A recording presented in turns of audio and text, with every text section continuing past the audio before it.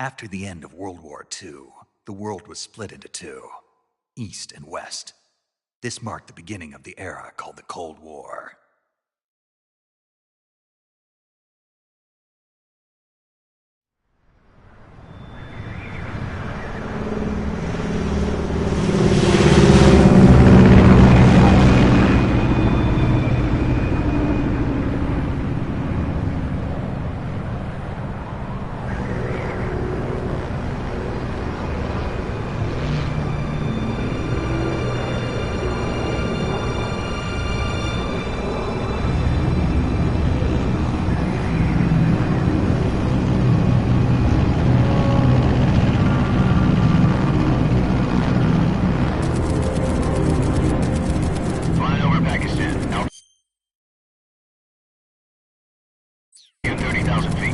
Approaching Soviet airspace.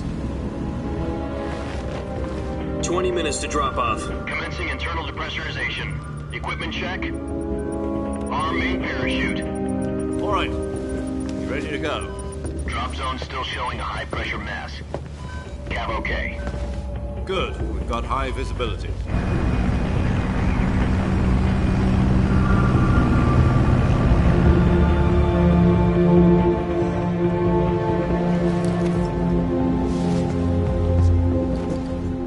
Cigar. Connecting oxygen hose to interior connector. Put on your mask.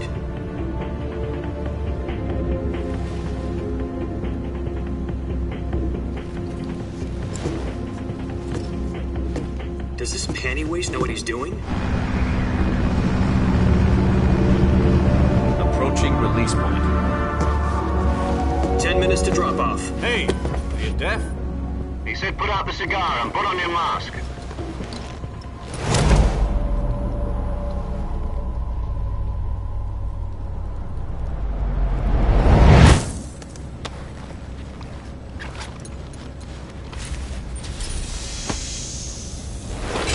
Depressurization complete. Checking oxygen supply. 6 minutes to drop off. Opening rear hatch.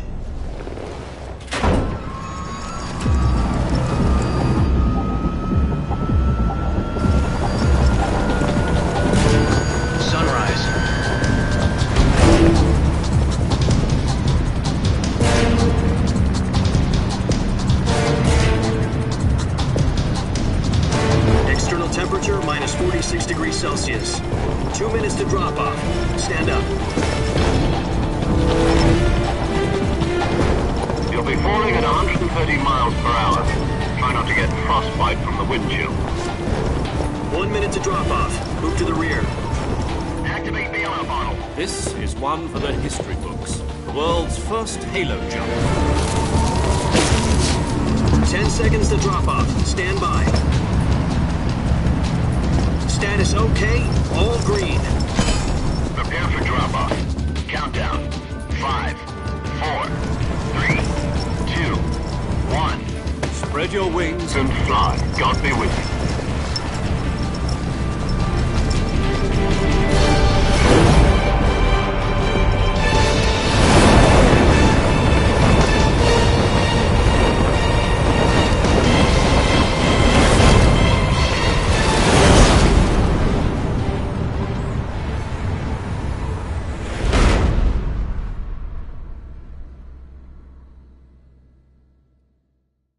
Jack, I've got some important news. The head of the CIA has finally given us the green light for the virtuous mission. Virtual mission? No, the virtuous mission. The future of our Fox unit depends on it. If it succeeds, we'll be officially organized into a unit. Virtuous mission? Sounds like some kind of initiation ritual. You know, don't get cocky. This isn't a training op. Right. So what exactly is this wonderful mission? Well, about 2 years ago, a certain Soviet scientist requested asylum in the West through one of our moles. His name is Nikolai Stepanovich Sokolov. He's head of the OKB-754 Design Bureau, one of the Soviets' top-secret weapon research facilities, and the East's foremost expert on weapons development. Sokolov? Isn't he that famous rocket scientist? The very same. On April the 12th, 1961, the Soviets achieved the first manned spaceflight in history. The Earth was blue, but there was no God. Well spoken. The rocket that carried Yuri Gagarin to orbit was the A-1, known as the Vostok rocket. Sokolov is said to be the man most responsible for the multi-engine cluster used in that rocket. After Gagarin's flight, Sokolov left rocket development to become the head of the newly established Design Bureau. From a lowly technician to head of a design bureau, that's quite a success story, so why'd he want to defect? It seems he'd become afraid of his own creations. Afraid? Call it a crisis of conscience. And for that, he left his country and his family behind and went over the fence? Not exactly. One of his conditions was that his family was also to be taken safely to the west. We used a mole to get the family out first and succeeded in sneaking Sokolov over the Berlin Wall shortly afterwards. I was the one who conducted the operation. The security on the eastern side was still full of holes back then. Then what? We got Sokolov over in one piece, but the whole ordeal had left him exhausted, and we checked him into a hospital in West Berlin. It took him 2 weeks and more than 600 miles to get from the research facility in the Soviet Union to Berlin. He was in no condition to say anything coherent. And it was only a week later that we had something much bigger on our hands. The Cuban Missile Crisis. October the 16th, 1962, President Kennedy received word that the Soviets were in the process of deploying intermediate-range ballistic missiles in Cuba. The President demanded that the Soviets dismantle and remove the missiles. At the same time, he announced a naval blockade to prevent further missile shipments from reaching Cuba. But the Soviets didn't back down, instead placing their armed forces on secondary alert. Soviet transport ships carrying missiles continued on course towards Cuba. US and Soviet forces went on alert for an all-out nuclear war. Frantic negotiations were conducted through the UN's Emergency Security Council and unofficial channels to end the hair-trigger standoff. Finally, on October the 28th, the Soviet Union agreed to remove its missiles from Cuba, and so the world avoided a nuclear holocaust. But in order to get the Soviets to pull their missiles out, we had to make a deal. You mean the one where the US agreed to remove its IRBMs from Turkey? No. The Jupiter IRBMs deployed in Turkey were obsolete, and we were going to get rid of them anyway. They had no strategic value whatsoever to either the US or the Russians. The Turkey deal was a ruse, a cover story that was fed to the other intelligence agencies around the world. So what did the Russians really want? Sokolov. They wanted us to return Sokolov. You mean the Soviets pulled out of Cuba just to get their hands on Sokolov? That's right. What the hell was he working on? At the time, we had no idea. We were running out of time. It was either give up Sokolov or risk full-scale nuclear war. In the end, we had no choice. President Kennedy gave in to Khrushchev's demand. The next day, I got Sokolov out of the hospital, handing him over to agents on the eastern side. Sokolov kept on screaming, "Save me," until he disappeared from my sight. Then a month ago, we received some new information from one of our moles. About Sokolov? Yes. He was taken back to the research facility and forced to continue working on the weapon in question under KGB supervision. What's more, it's on the verge of completion. So what kind of weapon is it? Something to do with space rockets? No, missiles. Same technology. I guess you're right. We don't know the details, but it appears to be a new kind of nuclear device. For half a year now, the Soviets have been conducting frequent nuclear tests at Semipalatinsk. Something to do with the weapon, I assume. We're talking about a secret weapon so big that Khrushchev was ready to pull out of Cuba to get it back. Is Sokolov still in the facility? No. According to our intelligence, he's in Selinoyarsk, a place in the mountains about 3 miles to the west that's known as the Virgin Cliffs. The Virgin Cliffs. Nice name for a virtuous mission. They moved him there just recently. Why? Apparently, they're conducting a field test of the weapon, but it's our best chance to get him back. This mission would never have been possible if he was still in the research facility. This is our last chance. Sokolov must have known that too when he contacted us.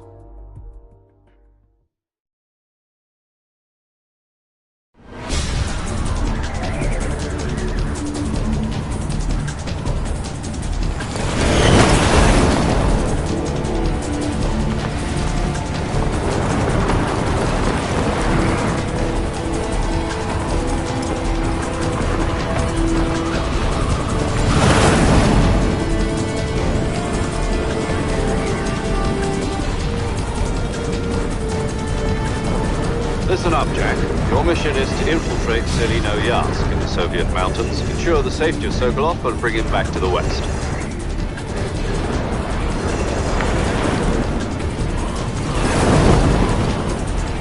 If we don't get Sokolov back before that weapon is complete, we'll be facing a major crisis.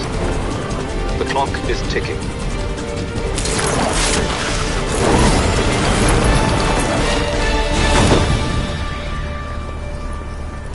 Once we've confirmed the rescue of Sokolov, stand by at the recovery point. A recovery balloon will be dropped at that point. Helium will be pumped into the balloon to inflate it. The process takes about 20 minutes. Once it's complete, the gunship's arm will latch onto the balloon and pull it up. The Fulton surface-to-air recovery system. I'm familiar with the theory. Take it easy. It's been combat-proven. Do you think Sokolov is up to it? The shock will be less than during a parachute jump, and the arm can handle up to 500 pounds.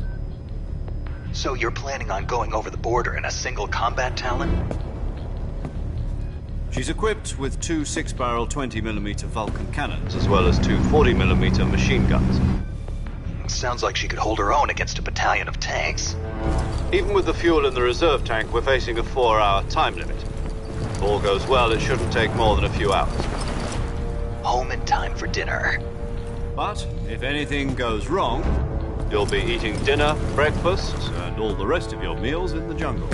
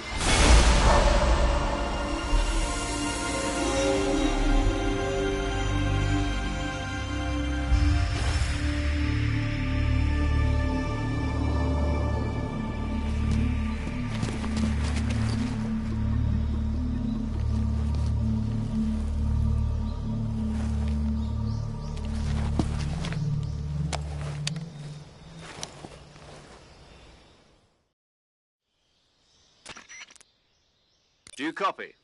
You're already in enemy territory, and somebody might be listening in. From here on out, we'll be using code names to refer to each other. Your code name for this mission will be Naked Snake. I'll be referring to you as Snake from now on. You're not to mention your real name. Snake? Oh, you don't like snakes? What do you mean? Well, you've eaten one before, haven't you? In survival training. I'm glad to hear that. I don't know if I'd ever order one in a restaurant, but... Be careful, you might not have a choice. What about you, Major? What should I call you? Let's see. I'll be Tom. Call me Major Tom. This will be a sneaking mission. You must not be seen by the enemy. You must leave no trace of your presence. Is that clear?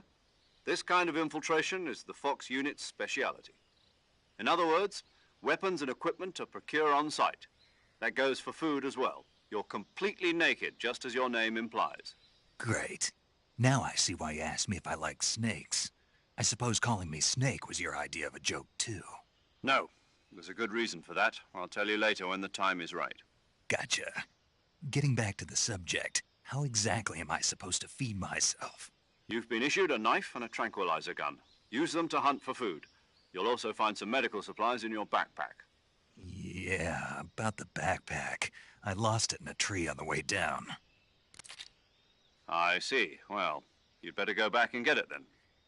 You know where it is? No problem. I can see it from here. It's stuck on a branch.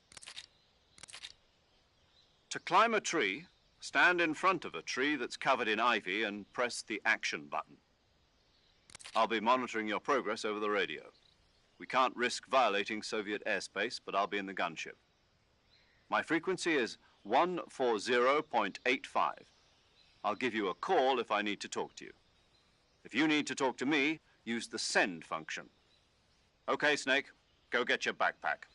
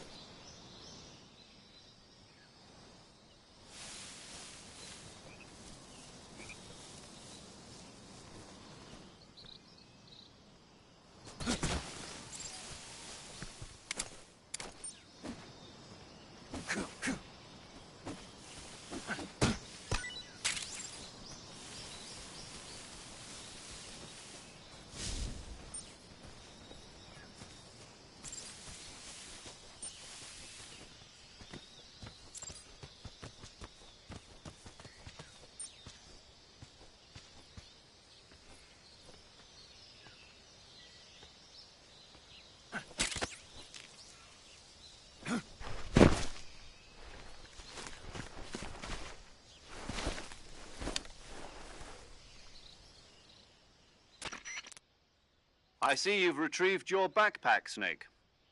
To equip a weapon, it's necessary to take it out of your backpack. In the survival viewer, choose Weapon from the backpack. Your available weapons will be displayed in a list on the screen. From that list, choose the weapon you want to equip and press the Enter button. For other equipped items, just do the same thing from Item. Got it. Use the survival viewer backpack. Yep, that's right. Survival is fundamental to this mission.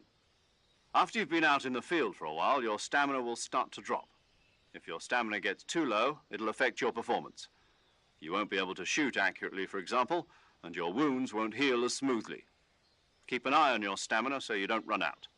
To recover lost stamina, you can hunt for local flora and fauna.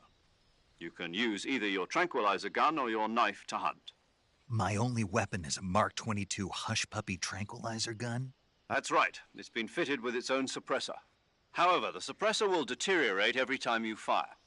Once its durability reaches 0, the noise suppression effect will be gone. So don't get too trigger-happy with it. The suppressor's durability is shown in the icon. Any weapons and equipment beyond what you're carrying now, you'll have to find as you go. I have to find my own weapons and equipment? Whose crazy idea was this, anyway? Solo covert actions are standard Fox operating procedure. You can't leave any traces of your presence. No weapons, equipment, footprints, sweat, or bodily wastes. The same goes for bullets and cartridges, too. Your presence in enemy territory is already a violation of international conventions of warfare. There aren't supposed to be any American soldiers in Russia. It could spark an international incident. You can't let anyone see you. You can't let the enemy know you're there. This is a stealth mission. You're a ghost, Snake, in every sense of the word. And there'll be no rescue if you're captured. The military and U.S. government will deny any involvement in the affair. Then I'll just have to take care of myself, huh? I'm afraid so. You've been given a fake death pill for that purpose.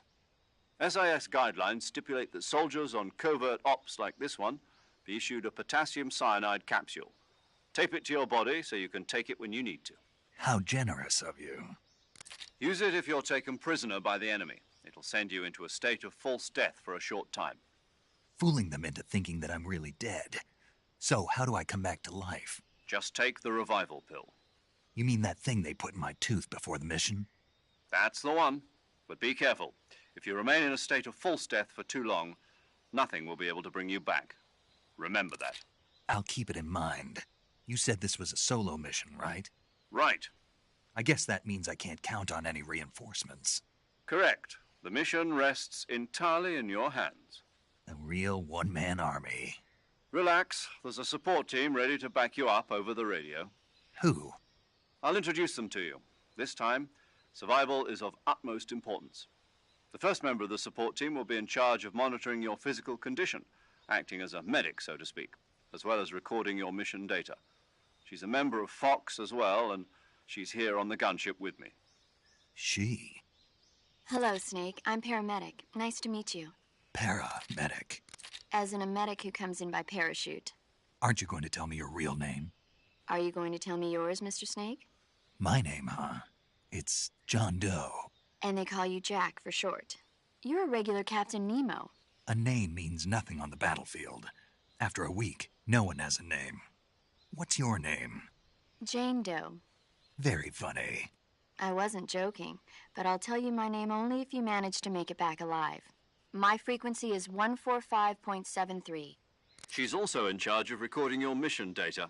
Whenever you want to save, send a message over the reserved save frequency, 140.96.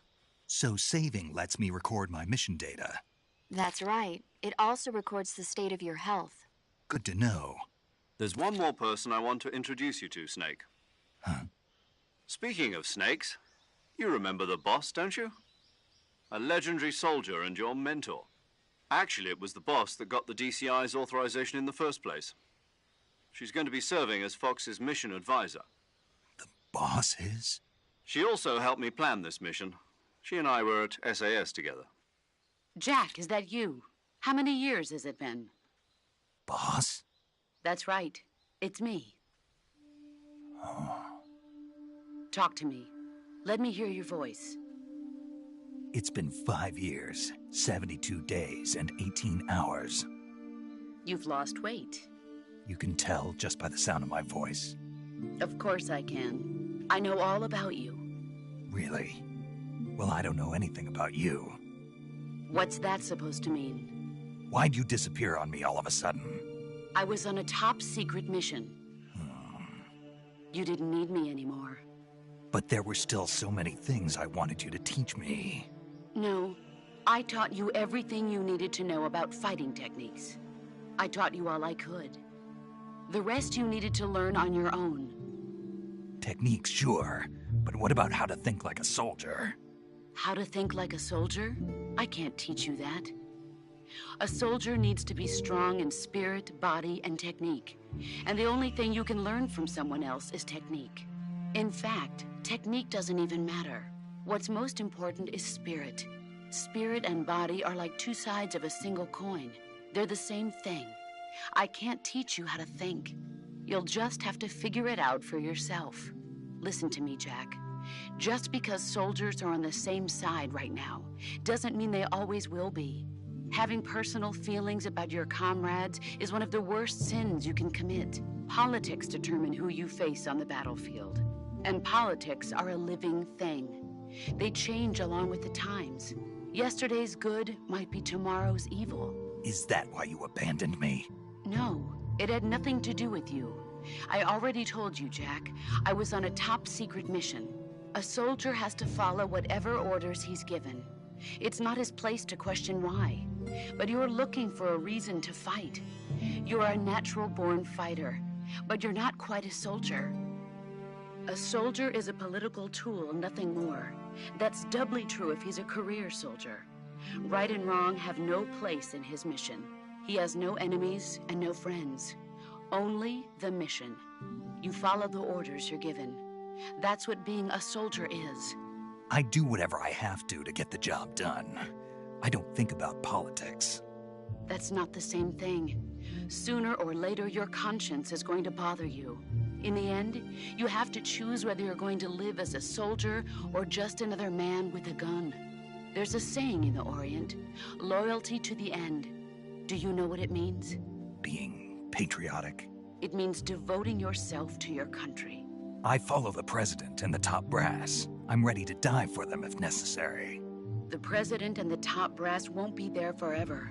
Once their terms are up, others will take their place. I follow the will of the leader, no matter who's in charge. People aren't the ones who dictate the missions. Then who does? The times. People's values change over time, and so do the leaders of a country. So there's no such thing as an enemy in absolute terms. The enemies we fight are only enemies in relative terms, constantly changing with the times. As long as we have loyalty to the end, there's no point in believing in anything, even in those we love. And that's the way a soldier's supposed to think? The only thing we can believe in with absolute certainty is the mission, Jack. All right, but do me a favor. What is it? Call me Snake. Snake. Oh, right. Your codename is Snake. It suits you well. That's right. The legendary unit that the boss put together during World War II was a snake. The Cobra unit, a group of heroes that brought the war to an end and saved the world. As long as you've got a legendary hero backing you up, you'll be fine. Isn't that right, Snake? Yeah, I can't think of anyone else I'd rather have with me. Oh, and one more thing, boss. Yes? It's good to hear your voice again. Same here. After all, who knows if either of us will make it out alive? Snake, you are always best at urban warfare and infiltrating buildings. But this is the jungle. Survival is going to be key. Those CQC techniques I taught you are sure to come in handy. CQC? Close quarters combat, huh? I've been in the Green Berets for the past few years. I'm probably pretty rusty. Not to worry. I'll be here to help you remember. After all, this is your first actual survival mission. I'll be supporting you over the radio. Where are you, boss? Next to the Major? The boss is communicating with us by radio from aboard a Permit-class submarine in the Arctic Ocean. My frequency is 141.80. Call me if you need my advice on battle techniques. Gotcha. Your mission is to retrieve Dr. Sokolov. Dr. Sokolov is being held in an abandoned factory located to the north of your current position. Avoid heavy combat and don't let anyone see you. Don't forget that this is a stealth mission. Snake, try to remember some of the basics of CQC.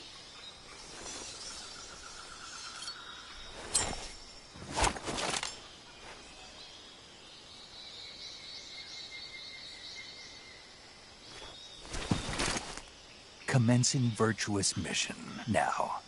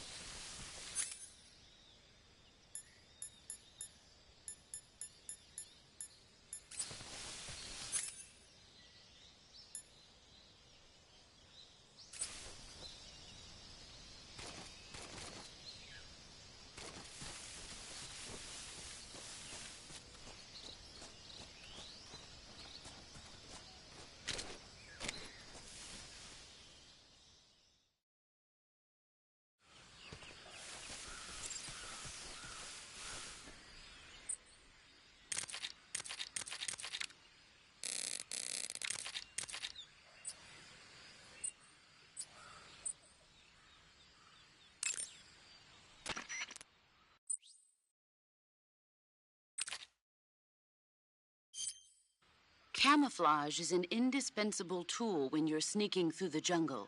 To use camouflage, first press the Survival Viewer button to go to the Survival Viewer. Then select Camouflage and press the Enter button. Select Uniform to select Battle Fatigues, and Face to select Face Paint. Choose battle fatigues that match the surrounding environment.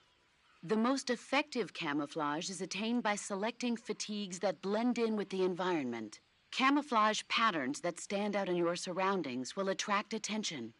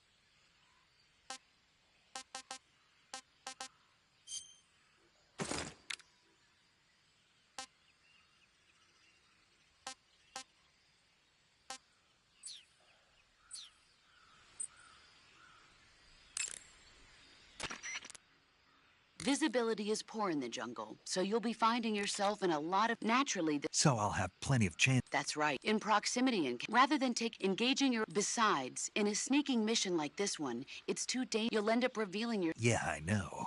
You created CQC to deal with exactly this type of situation.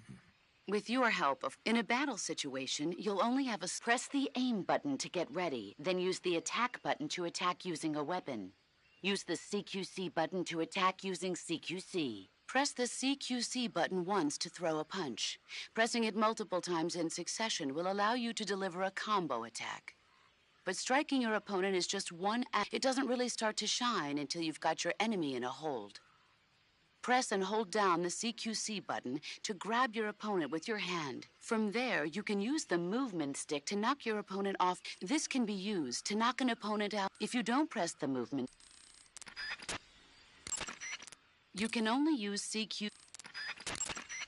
Snake, did you take off your uniform? Yeah, What's the matter? just needed to loosen up. I know there's a naked option under uniform in the camouflage window that lets you take off your uniform. But without a uniform on, your camo index will remain low, and you'll burn through your stamina more quickly. So stop acting like a fool and put some camouflage on now. Did you hear me? Yeah.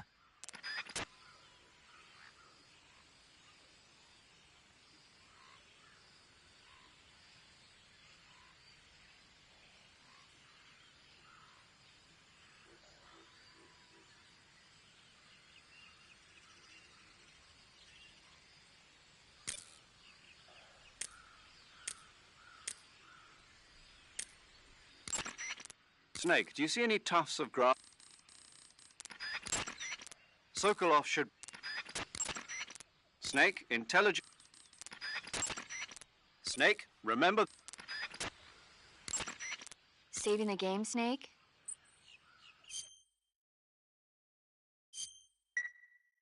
Hey, Snake, you ever heard of Godzilla King of Monsters? No, what is it? It's a movie. You haven't seen it? Nope. It's about this monster called Godzilla, who grows to an enormous size in a nuclear test and goes on a rampage in Tokyo. Nuclear test, huh? Then the Marshall Islands must be crawling with giant monsters right about now. It's just make-believe. Maybe that's why my pants have been so tight lately. Snake, it's a movie, not a report out of Los Alamos. I know. So then what happened? Godzilla is immune to all weapons, and humanity has no way to stop the monster. Dr. Shirazawa develops a new type of weapon, but meanwhile Godzilla is getting closer and closer to Tokyo, obliterating everything in its path. It was originally a Japanese movie, but they made an American version too. I recommend seeing the original Japanese one if you ever get the chance. It's mostly mindless fun, but it's also got a serious anti-nuke message as well. Where can I see the original? You'll just have to go to Japan. Really? That's too bad. If you wait 40 years, you might be able to see it in America, too. It might even win awards all across the globe in 60 years. Why's that? 2024 will be Godzilla's 70th birthday. You think they're still going to be making Godzilla movies then? Of course. Everybody loves Godzilla. You sure know a lot about movies. I don't suppose you're the movie-watching type, are you? Not really. Okay, then I'll tell you everything I know. When the going gets tough, movies can save your life. It's always good to be able to look at things from a different perspective when you get in a jam. That's the magic of movies. No kidding. Well, I guess it might at least make a nice distraction. That's the spirit, Snake. Have a little fun.